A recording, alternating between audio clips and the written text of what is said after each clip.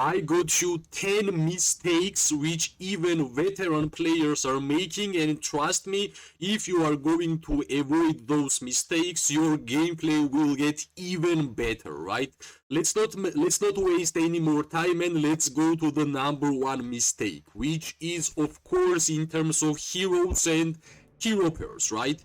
For every single troop type in Call of Dragons, there is couple of hero pairs which are basically OP, and other ones are basically fillers, right? Fillers means that they are not better and worse than each other, but a couple of hero pairs are arguably one of the best ones for each troop type, right?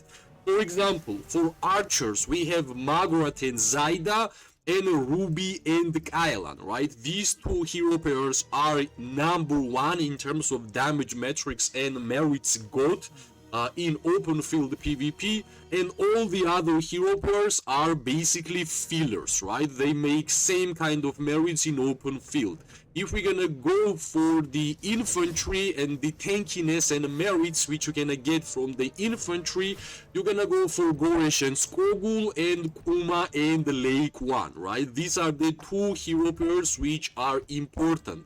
For cavalry, of course, Urag and Tobin, Neya, Freya, and Ignar. That might be the ones. Of course, cavalry is totally different gameplay. You are using 5 synced up marches, and of course, that's not even about damage, right? You have to have 5 synced up cavalry hero pairs.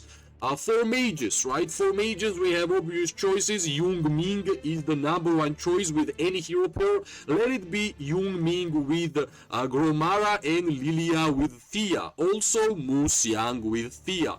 Other mage hero pairs are basically fillers, right? I hope the pattern is really easy to understand, and hopefully from watching this video you are going to avoid this mistake by prioritizing the wrong heroes to invest your legendary tokens, right? By that, it's time for us to move to top 2 mistake, right? And that's of course in terms of deciding what's your main troop type, right? As you can see, as an archer main, I am having highest amount of archer troops in my city, in my account, and that's because I'm mainly fighting with archers, right?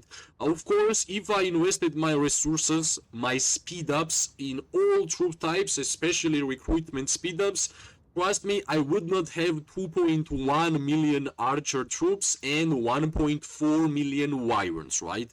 This is the idea which I'm trying to share out of all my 3 years of Call of Dragons gameplay, and hopefully people are listening because this actually works, right? Works for me, and if it works for me, it is going to work for you. Understanding what's your main troop type and investing in that one particular troop type is going to increase your strengths by a lot, right? Especially if you are free-to-play player, and of course for pay-to-play players it goes really easily, but especially for free-to-play players, investing in one troop type, understanding which one it is, which gives you highest amount of fun during the open field gameplay, that's your main troop type. Either it's archers, mages, infantry, or cavalry. Decision is always on you, right? So that's basically one of the most highest value things which you can do as a free-to-play player regarding troops, right? The top 3 mistake, which I believe unfortunately people still miss, and that's of course regarding artifacts, right?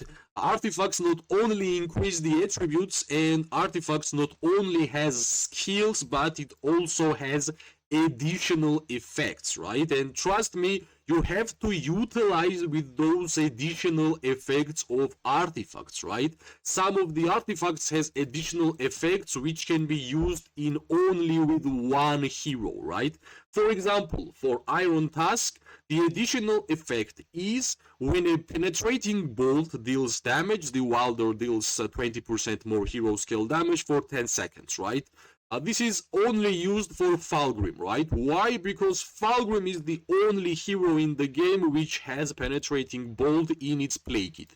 So basically, if you want to utilize Iron Tusk in 100%, you have to have Fulgrim, right? So there are a couple of artifacts actually which has some kind of additional effects which are basically especially great with particular hero pairs, right? Even like, for example, Rattle Spear, defense penetration can be nice for every single hero pair and troop type in the game, but defense break with the Snow Peak Rock, and also Kinara has defense break in Awakening skill. This is basically perfect combination for Kinara, right? And that's the reason why Rattle Spear's additional effect makes this artifact exclusively great for Kinara. That's basically one of the reasons. And sometimes I understand additional effects doesn't really say for which hero this artifact will be especially good, right? So yeah, that's a pretty good excuse, but still I believe you have to utilize with every single detail in Call of Dragons, especially if you are in a late game.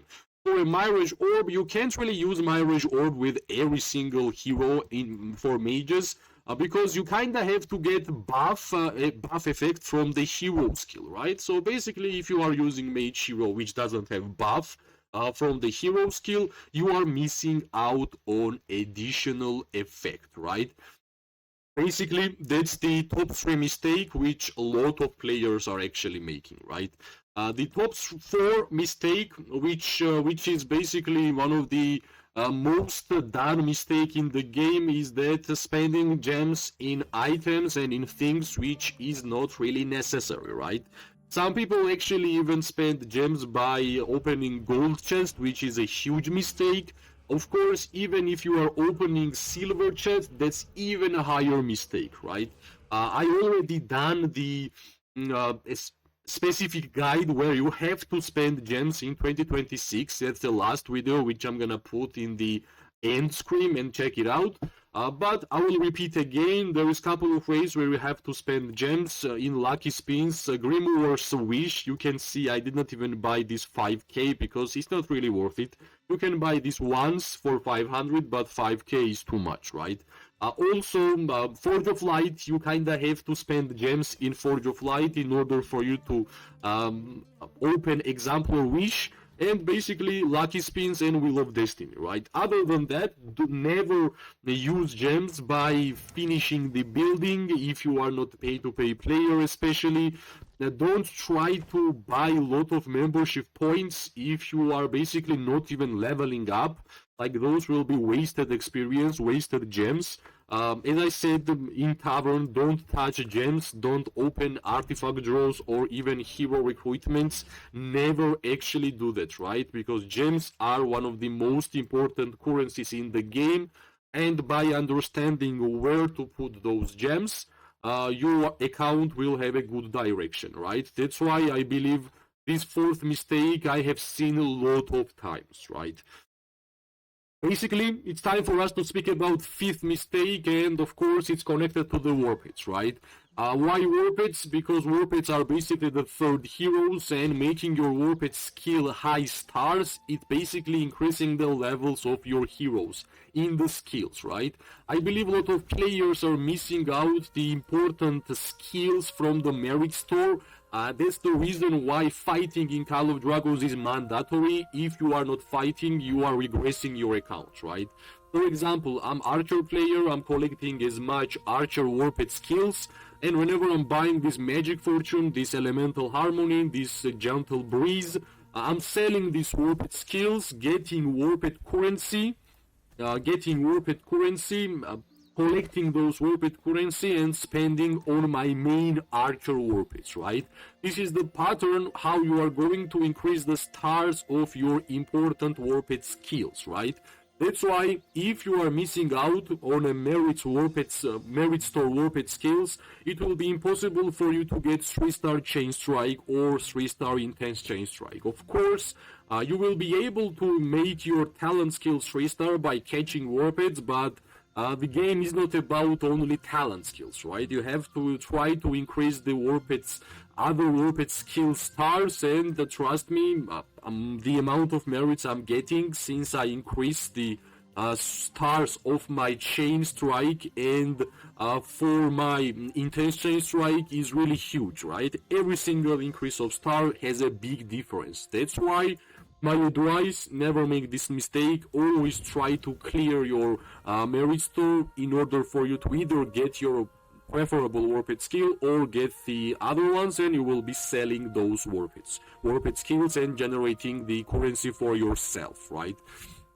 Also, we gotta go to the sixth mistake, and that's of course regarding gems. And I'm going to show you how much gems I have gathered in my Call of Dragons gameplay, right? Close to 100k gems I actually gathered every single day, every single week, right? So how gems gathering works, every week you are able to gather 1k gems. There is level 1 gem mines, which gonna give you 10 gems, and level 2 gem mines, which is going to give you 20 gems, right? So basically every single week, don't forget, just send your hero pairs in a one single day. In couple of hours, you are going to get 1k gem for free, right? And you can see I'm not only telling you to do that and I'm not doing, right? I'm doing it by myself. Every single week I have gem gathering fatigue, right? Which means I already gathered my 1k gem. This is a huge boost, especially for free-to-play players, because for free, by just playing the game, I got 97k gems, which I have spent for the lucky spins. I increased the skill levels of my heroes, or I went in a Forge of Light and I got additional level on a Gilded Crossbow. 97k gems is a pretty good amount. So this is the biggest mistake if you are not actually gathering the gems, which you should actually try to repair, right? That was our sixth mistake which players are making, and the seventh mistake is regarding open field PvP, right? In open field PvP, especially if you are ranged player, which means you are archer or mage, right? Overextending, being offensive, going in fog of war whenever you see that there is a lot of opponents is a huge mistake, right? You should always try to play defensive, right? Defensive means that, for example, this Darkling is our opponent. We have to have infantry player, which will be from our side, tanking this Darkling, which might be an infantry for our opponents, and that's when you are safe, right? Safe means that you are attacking your opponents and you are not getting targeted, right? Especially as an archer or mage player, if you are getting targeted, it's impossible for you to get merits, right? Play defensive. Defensive means you are getting targeted, you move back, either your opponent is following and getting destroyed, or you are removing the target and you are safe.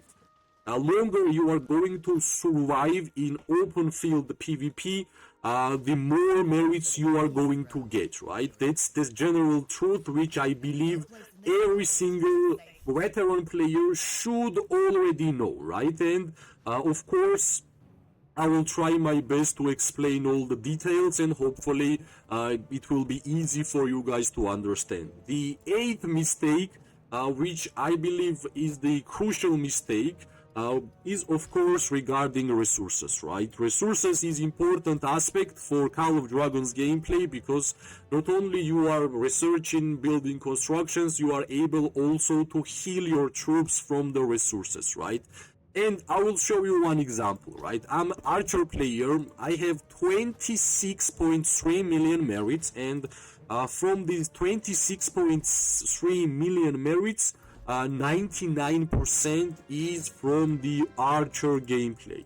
You can see I got 26.1 million merits only from the marksman units, right? Which means you might say how much I healed with my resources.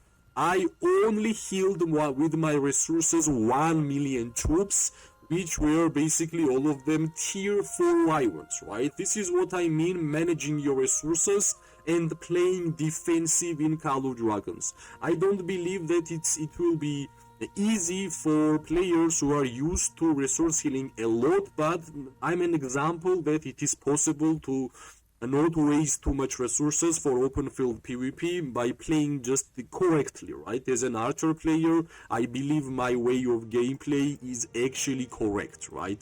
And yeah, we are getting closer to the end, and ninth mistake is of course regarding talents, right? Regarding talents, people think that talents is not that important, but talents are actually deciding how your hero players are going to perform. If you are choosing the wrong talent, it will disrupt your whole gameplay and you are basically have to do something else, right? That's why my advice will be to check your talents. Read it, right? It's just a couple of words, you will understand what your hero pair is going to do, right? For example, there is a lot of heroes which doesn't have crit rate in the skills, and if you are going to increase crit rate for the hero pairs which doesn't have a crit rate itself, you are basically increasing talents for nothing, because it won't gonna have any effect. And there is couple of examples like that in Call of Dragons which you kinda have to avoid, which means you have to be reading your talent trees, right? No, don't just copy and paste.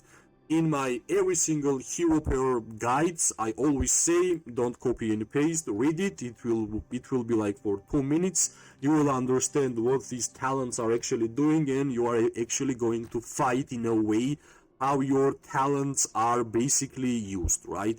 And yeah, finally, we got to the last 10th mistake, which even veteran players in Call of Dragons are doing, and I'm actually veteran player 1k days, which is regarding teleportation, right? Teleportation is the territorial relocation is the item which costs 300 gems, and during KVK you are going to be using this item frequently, right? Understanding when you have to use this item, is it worth it or not, is really important, because I have seen players wasting 50k gems by only buying teleportation relocation scrolls per KVK. So the amount of gems this item is going to save you if you understand when to use it and how to use it. Is it really worth it to teleport there? Because if a fight won't gonna continue, you will have to come back, is crucial, right?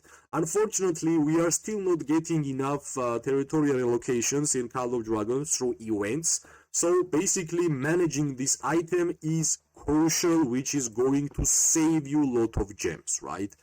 This is basically my 10 mistakes which I have seen making Call of Dragons players make in my more than 1k consecutive daily logins in this game, right? And hopefully these mistakes will help you to never do those mistakes, and trust me, if you are going to avoid those mistakes, you will have way better gameplay. As always, if you like the video, press like, subscribe, share. It always gives me more and more motivation to make more content for this game. I wish everybody an amazing day, morning and night. We are going to see each other really soon. Bye bye and good luck.